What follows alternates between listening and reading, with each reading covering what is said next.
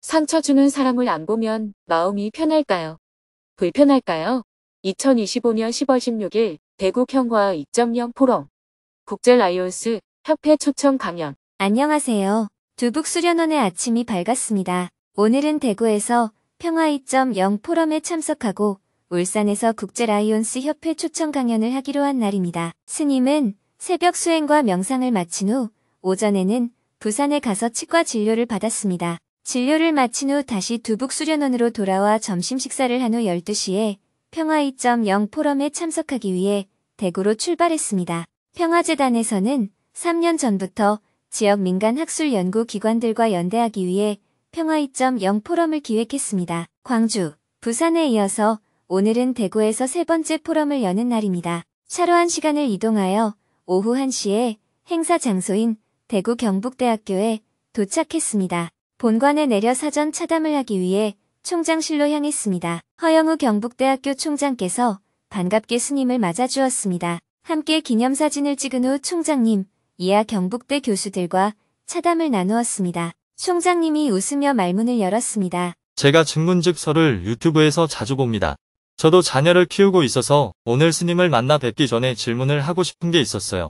오늘은 한반도 평화 문제로 대화를 하지만 다음에는 저희 경북대학교 학생들을 위해서 증문즉서를 해주십시오.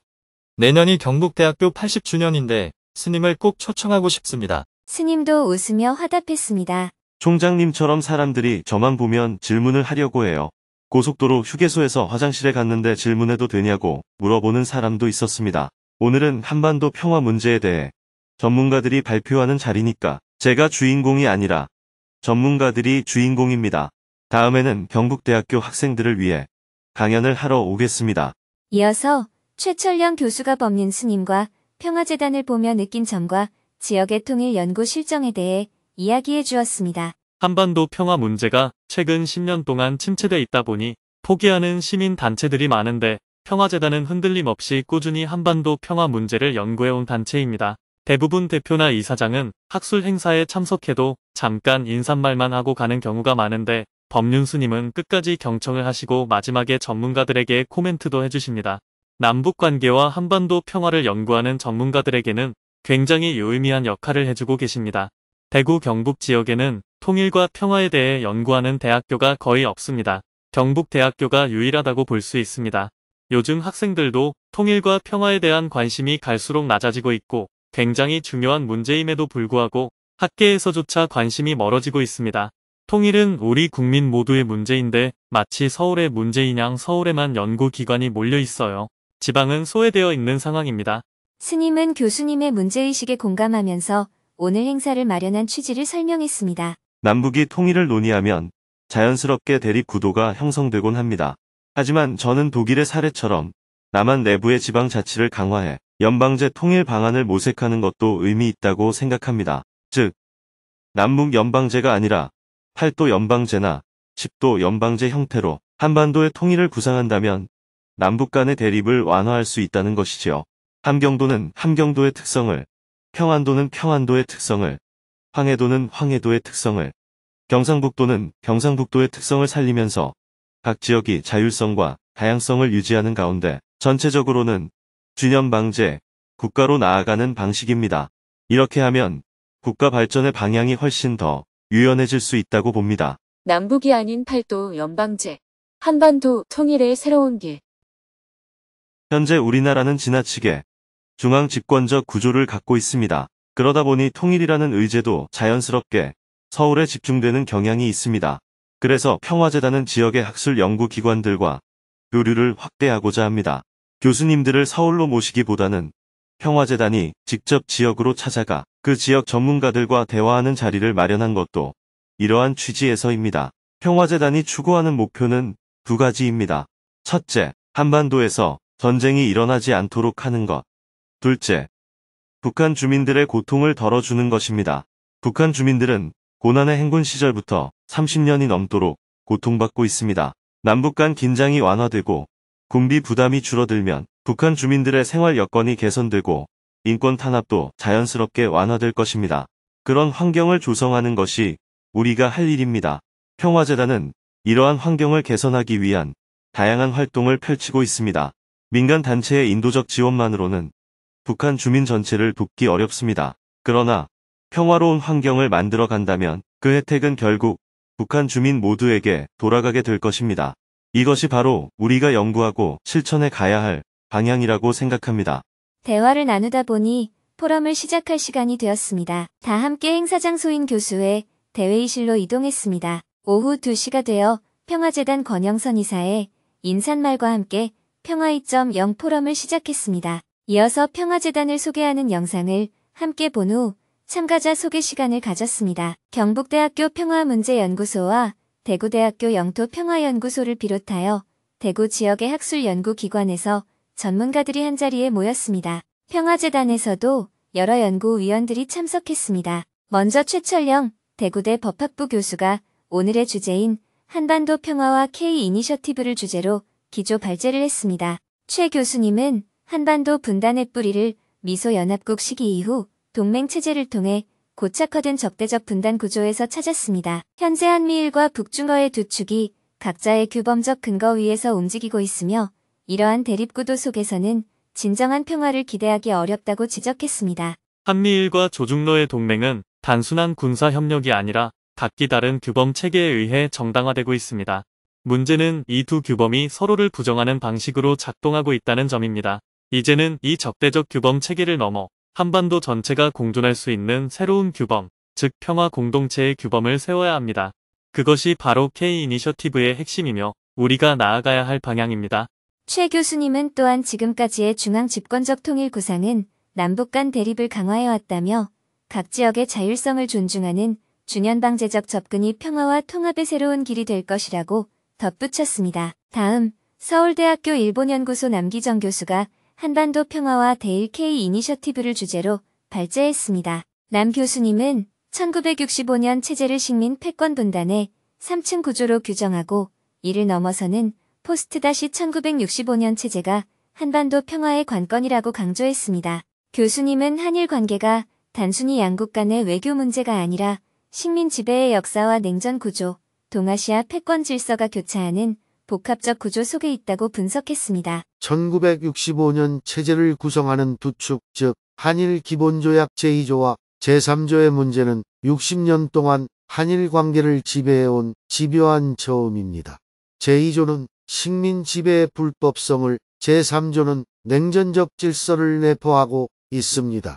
이 두 조항이 나란히 존재한다는 사실은 한일 역사 화해와 한반도 평화 구축이 서로 분리될 수 없는 하나의 구조임을 보여줍니다.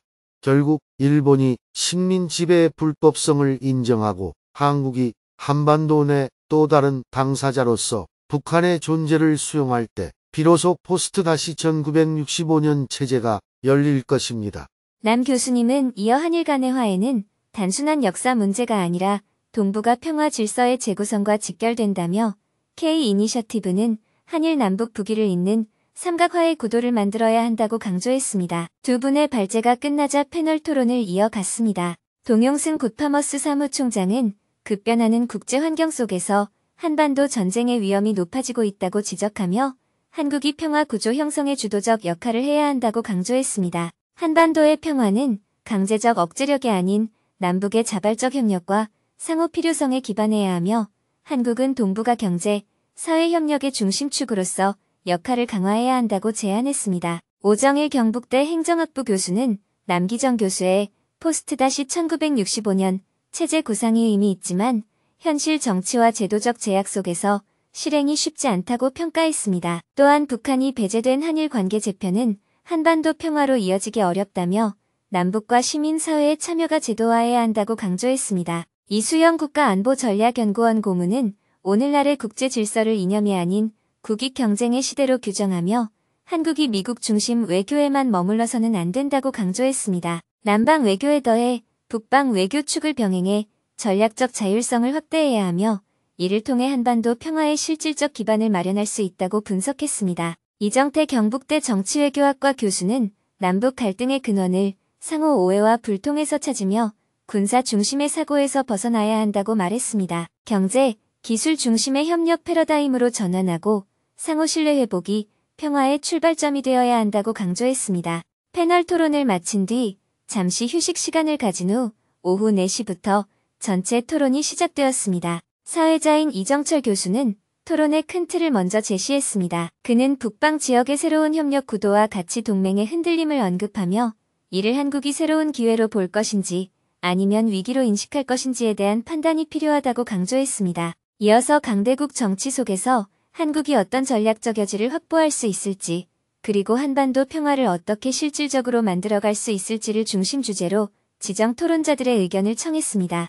통일연구원 김수환 박사는 현재의 국제 정세를 기존의 미국 중심 국제 정치 이론으로는 설명하기 어렵다고 진단했습니다. 그는 신냉전이라는 단어에 갇혀 단편적으로 해석하기보다 한미 동맹을 기반으로 하되 상황에 맞는 유연한 대응이 필요하다고 강조했습니다. 또한 최근 북한이 오히려 한반도 정세를 주도하는 모습이 뚜렷하다며 한국이 수동적인 대응에 머문다면 주도권을 잃을 수 있다고 지적했습니다. 아울러 한일 관계에서도 감정적인 접근보다 실용적인 협력을 강화해 도전을 기회로 바꿔야 한다고 덧붙였습니다. 이어서 이철 교수도 남북이 경제적으로 협력할 수 있는 방안의 중요성을 언급하면서도 북극 항로를 활용하는 계획의 현실성과 북한의 산업 기반 부족 문제를 지적했습니다. 그는 오늘날의 국제 경쟁이 과거처럼 이념 대결이 아니라 각국의 이익을 우선하는 구조로 바뀌었다며 이를 단순히 신냉전으로만 해석하는 것은 현실을 제대로 반영하지 못한다고 평가했습니다. 남기정 교수는 한국이 처한 상황을 복잡한 국제 환경 속 다원적 정치 현실로 규정하며 단선적인 외교 노선보다 상황에 따라 유연하게 대응하는 전략이 필요하다고 분석했습니다. 그는 일본과의 관계에서도 과거사 문제에만 매달리기보다 협력 가능한 부분을 전략적으로 모색해야 한다고 강조했습니다. 특히 북일 관계가 개선될 경우 그것이 한반도 평화와 K-이니셔티브 실현에도 긍정적인 영향을 줄 수 있다고 설명했습니다. 최철령 교수는 신냉전이라는 용어 자체가 한반도 평화 논의에 부정적 영향을 줄 수 있다고 지적하면서도 실제로는 느슨하지만 현실적인 진영 구도가 점점 강화되고 있다고 분석했습니다. 그는 한미일과 북중어의 3자 구도가 굳어지기 전에 다자 협력과 다양한 외교 경로를 모색해 긴장을 완화해야 한다고 강조했습니다. 또 북한이 남북 간의 합의를 스스로 폐기한 상황에서 한국은 중국과 러시아, 일본을 연결하는 새로운 외교 채널을 통해 평화 모멘텀을 이어가야 한다고 제안했습니다. 마지막으로 남기정 교수는 일본 외교의 특징을 분석하며 토론을 마무리했습니다. 그는 일본이 미국보다 먼저 움직이지는 않지만 한 번 기회가 오면 빠르게 성과를 내는 세컨드 무버 전략을 취해왔다고 설명했습니다. 일본이 항상 플랜 B를 준비해온 것처럼 한국도 미일 협력 체제 안팎에서 동시에 여러 선택지를 설계해야 한다고 조언했습니다. 그는 최근 일본 정치의 변화와 환동해, 북극 항로 등 신경제권 이슈를 연결해 지방 정부와 민간이 함께 참여하는 다층 협력의 가능성을 제시했습니다. 열띤 토론을 마치고 사회자가 마지막으로 스님에게 마무리 말씀을 청했습니다. 스님은 경쟁이 아닌 협력, 종속이 아닌 자율의 관점에서 한반도 평화를 새롭게 바라봐야 한다는 점을 강조하며 토론을 마무리했습니다. 오늘 대구에서 이런 자리를 마련한 것은 더욱 뜻깊은 의미가 있다고 생각합니다. 발제자와 토론자 여러분께서 새로운 아이디어를 많이 제시해 주셔서 저 역시 여러 가지를 깊이 생각해 볼 좋은 기회를 가졌습니다.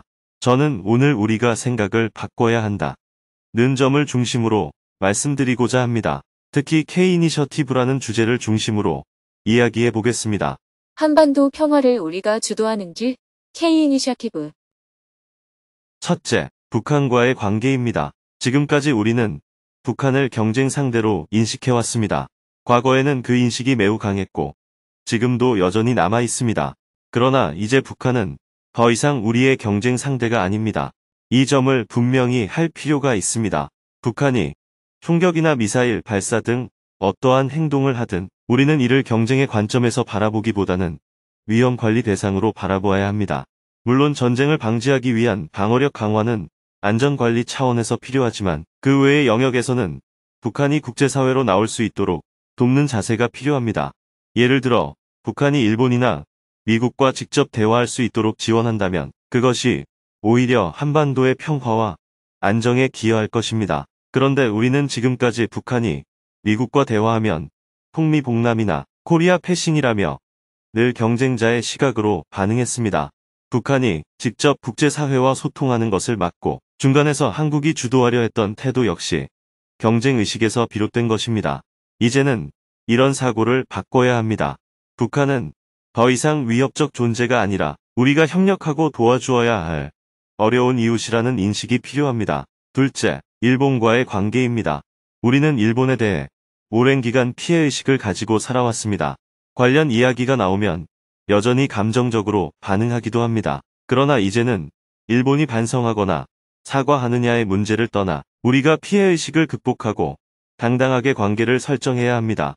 지금의 국제 정세를 보면 미국과 중국이 경쟁하는 큰 틀 안에서 러시아, 일본, 한국, 북한, 대만은 모두 하나의 바둑돌처럼 움직이고 있습니다. 그렇다면 한국은 이 거대한 바둑판 위에서 휩쓸리지 않고 자율성을 확보하기 위해 일본과 협력의 틀을 모색할 필요가 있습니다. 유럽의 사례를 보면 잘 알 수 있습니다.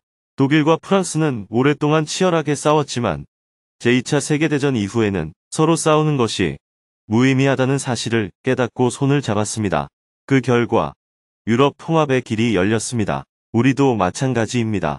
과거를 반복해서 탓하기보다 미래의 이익을 위해 협력의 길을 여는 것이 필요합니다. 한국과 일본이 서로 경쟁하는 관계가 아니라 함께 협력해 패권 경쟁 속에서도 자율성을 확보한다면 그것은 우리의 국익에도 큰 도움이 됩니다. 물론 과거사를 잊거나 덮자는 뜻은 아닙니다. 지난 정부처럼 무조건 덮고 넘어가자는 것도 아닙니다. 다만 과거사 문제를 필요할 때 전략적으로 활용해 일본의 양보를 이끌어내는 지혜가 필요하다는 것입니다.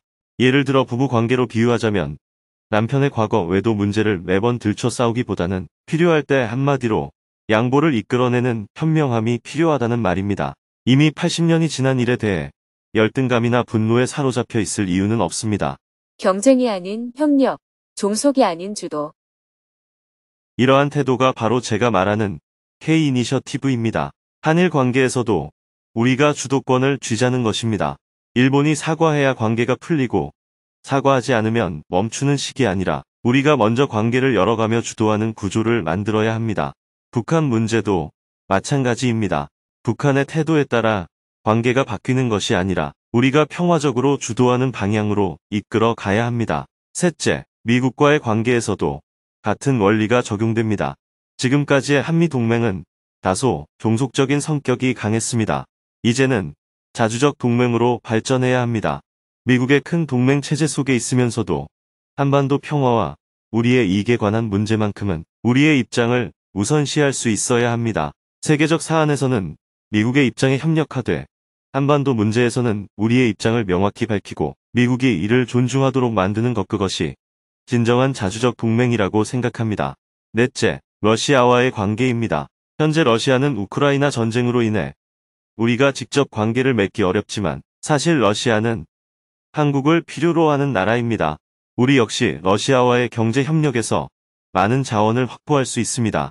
전쟁이 끝나면 경제를 중심으로 협력 관계를 회복할 수 있을 것이라 봅니다.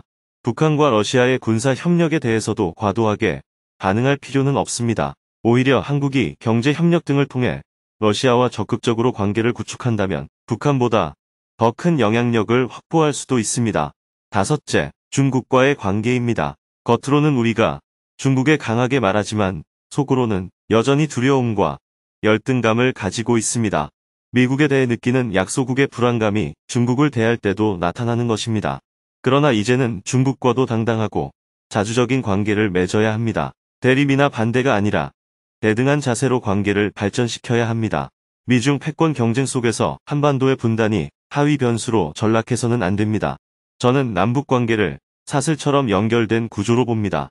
통일된 한반도는 어느 한쪽에 치우치기 어렵지만 지금처럼 분단된 상태에서 남북이 협력 관계를 유지한다면 이 분단 구조 자체를 전략적으로 활용할 수도 있습니다. 예를 들어 한국은 미국 편에, 북한은 중국 편에 서 있더라도 서로 상대 진영에서 상대를 변호해주는 구조를 만들 수 있습니다. 그렇게 된다면 남북이 적대하지 않고 협력하면서도 미중 경쟁 속에서 한반도의 자율성을 확보할 수 있을 것입니다. 즉, 지금은 통일을 서두르기보다 분단을 불리한 조건이 아닌 전략적 자산으로 활용할 지혜도 필요합니다. 이러한 관점에서 접근한다면 저는 K-이니셔티브가 충분히 실현 가능하다고 생각합니다. 결국 가장 중요한 것은 사고의 전환입니다. 과거의 틀에 머물러 있으면 우리에게 주어진 공간은 좁아지고 역량은 점점 줄어들 수밖에 없습니다. 이제는 발상을 전환하고 자주적이고 유연한 사고로 새로운 길을 모색해야 합니다.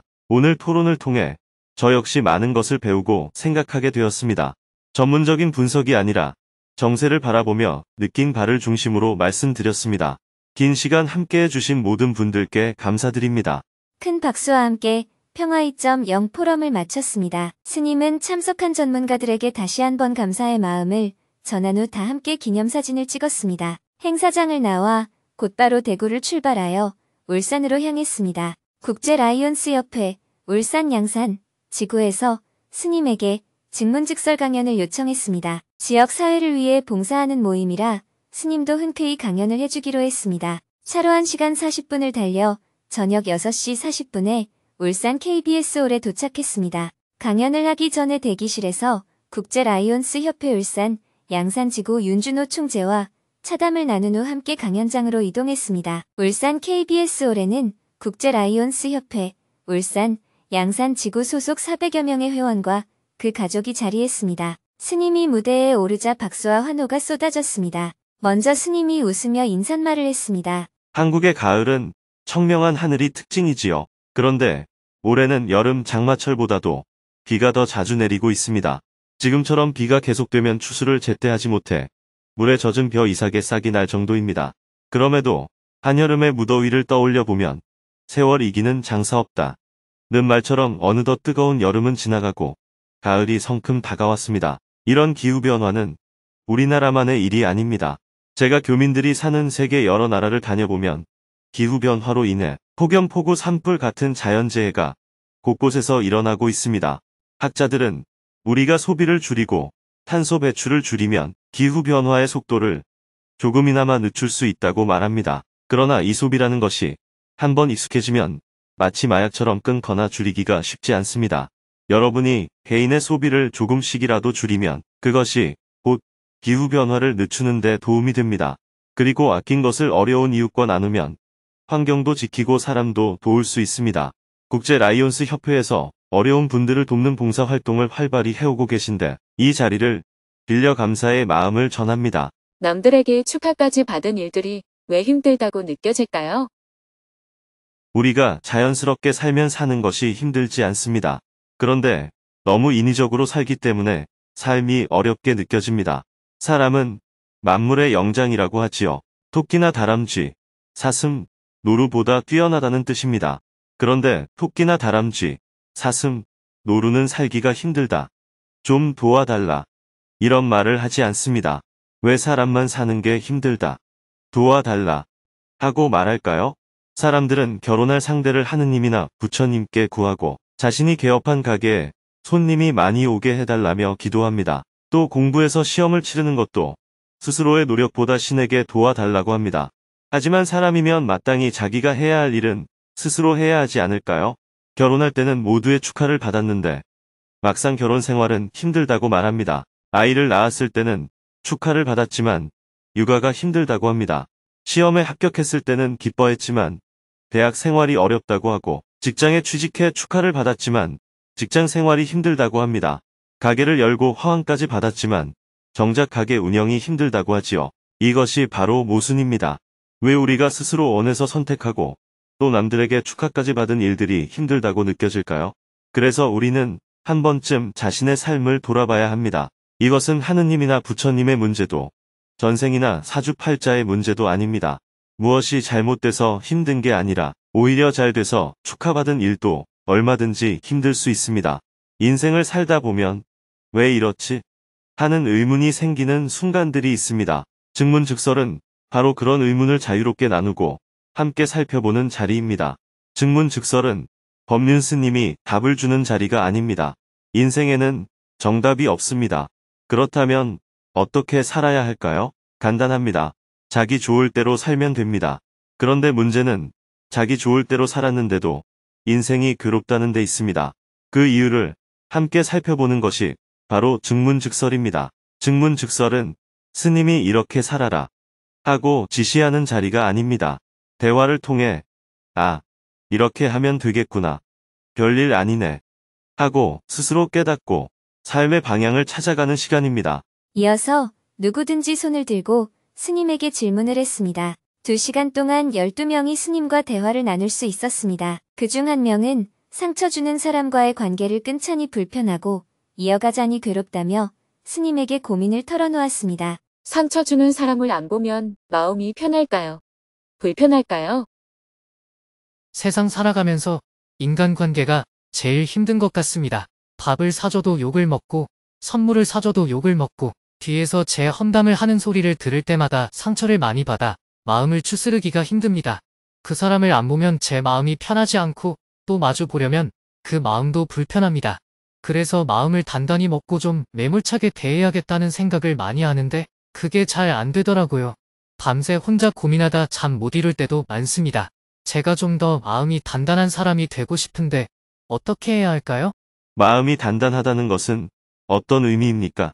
어떻게 되면 마음이 단단하다고 표현할 수 있을까요? 사실 매몰차게 그 사람을 안 보고 싶은데 그렇게 하려니 마음이 불편해요. 차라리 그 사람을 안 보고 확 뒤돌아서 가고 싶어요. 확 뒤돌아서 가면 되죠. 저는 그게 안 됩니다. 확 뒤돌아서는 게 안 되면 만나면 돼요. 그 사람을 보면 또 마음이 불편하니까요. 그러면 또 헤어지면 되죠. 그래서 인간관계가 힘든 것 같아요. 음식을 먹고 싶으면 먹고, 먹다가 먹기 싫으면 숟가락을 놓고, 조금 있다가 배고프면 또 먹고 그러는 것이지. 그게 왜 힘들어요? 질문자가 밥을 사도 욕을 먹는다고 했는데, 그렇다면 질문자는 밥을 왜 사는 거예요? 지인이나 친한 동생이 밥 한 끼 먹자고 하니까요. 결국 좋은 소리를 들으려고 밥을 사는 거잖아요. 밥을 사는 것으로 끝내야 해요. 밥을 사고도 욕을 얻어먹는다는 얘기는 질문자가 칭찬을 기대했다는 겁니다. 자기는 후배한테 짜장면 사줬다고 좋아하는데 후배는 탕수육을 원하는 거예요. 사주려면 제대로 사주지 짜장면이 뭐야 하는 거죠. 그렇게 얻어먹고 나서 욕을 하는 거예요. 이것은 본인의 문제이지 다른 사람의 문제가 아닙니다. 인간관계는 어렵지 않습니다. 내가 조금 도와주고 칭찬을 많이 받으려고 하니 어려운 거예요. 밥을 사주고 싶으면 그냥 사주고 끝내야 인간관계가 어려워지지 않습니다. 여러분은 친구지간에도 저 인간은 내가 술을 3번 샀는데도 자기는 한 번도 안 산다. 이렇게 생각하잖아요. 그런 건 상거래지 친구 관계가 아닙니다. 질문자도 후배니 뭐니 하지만 상거래하는 것과 똑같은 심리를 갖고 있는 것입니다. 지금 손익을 계산하고 있는 거예요. 장사하기 힘들어요. 하고 말하는 것과 똑같습니다. 있으면 사주고 없으면 못 사주고 욕 얻어먹으면 된다. 이렇게 생각하면 사람 만나는 일이 힘들지 않습니다. 어떤 사람은 스님, 증문즉설하는 게 힘들지 않으세요? 하고 묻습니다. 하지만 증문즉설보다 더 쉬운 게 어디 있어요? 질문자가 뭘 물을지 모르니 준비를 할 수도 없어요. 그러니 그냥 오면 되는 거예요. 질문을 하면 그에 대해 얘기하면 되니까요. 누가 뭘 물어보았을 때 내가 다 알아야 된다고 생각하면 힘들지요. 설령 모르는 걸 물어보면 그건 저도 잘 모르겠습니다. 이러면 돼요. 제일 답이 간단합니다. 모르는 것을 아는 척 하려니까 부담이 되는 거예요. 며칠 전에는 한 질문자가 곧 아빠가 된다면서 제가 아직 아빠 역할을 한 번도 안 해봤는데 아빠 역할을 어떻게 하면 좋을까요? 하고 질문을 했습니다. 그래서 제가 그걸 왜 스님인 저한테 묻습니까? 저도 한 번도 안 해봤습니다. 라고 했어요. 그렇게 가볍게 대화를 시작합니다. 우리가 대화에 신경을 쓰게 되는 이유는 남에게 잘 보이려고 하기 때문입니다. 모르는 게 아는 척 하려고 해서 스트레스를 받는 겁니다. 친구지간에는 대화하다가 잘 모르면 나는 그거 잘 모르겠는데 그건 이러면 안 되나? 넌 어떻게 생각하니? 하는 식으로 대화하잖아요. 다른 사람들과도 그렇게 대화를 하면 되는데 질문자는 좀 잘나 보이고 싶은가 봐요. 잘난 체 하고 싶어서 스트레스를 받는 겁니다. 다음에는 탕수육을 사는 걸로 하겠습니다. 크게 깨달으셨네요. 계속해서 질문이 이어졌습니다. 삶에서 늘 인간관계가 가장 어렵게 느껴지는데 상처 주는 사람을 어떻게 대해야 마음이 편해질 수 있을까요? 남편의 무관심과 냉소적인 태도 때문에 늘 외롭고 지치는데 이런 관계에서도 행복할 수 있을까요? 직장에서 부당한 대우를 받더라도 침묵해야 하는 제 자신이 답답한데 용기 있게 말하려면 어떻게 해야 할까요? 운명처럼 정해진 삶이 정말 존재하는 걸까요? 아니면 모든 것은 제 선택의 결과일까요? 경제적으로 무책임한 아버지로 인해 반복적으로 고통받고 있는데 효도와 자기 보호 사이에서 어떻게 균형을 잡아야 할까요? 남편과의 갈등 속에서도 아이들을 위해 참고 살아야 할까요?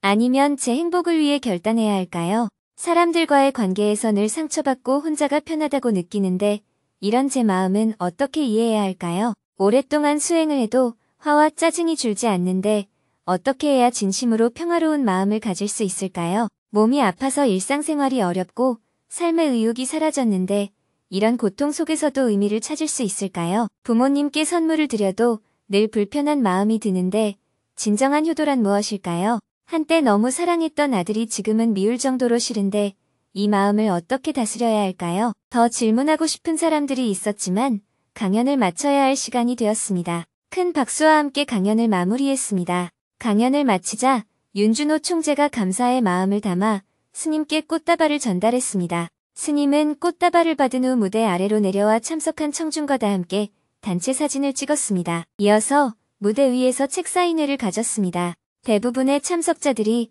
스님에게 사인을 받고 감사 인사를 했습니다. 책 사인회를 마치고 강연을 준비해준 봉사자들과 함께 기념사진을 찍은 후 행사장을 나왔습니다. 밤 9시가 넘어서 울산을 출발하여 밤 10시에 두북수련원에 도착한 후 하루 일과를 마쳤습니다. 내일은 새벽 2시 30분에 두북수련원을 출발하여 서울로 이동한 후 오전에는 온라인으로 금요 증문즉설 생방송을 하고 오후에는 방송통신대학교 초청 공개 강연에 참석하여 증문즉설을 하고 저녁에는 정토사회문화회관 지하 대강당에서 금요 증문즉설 강연을 할 예정입니다.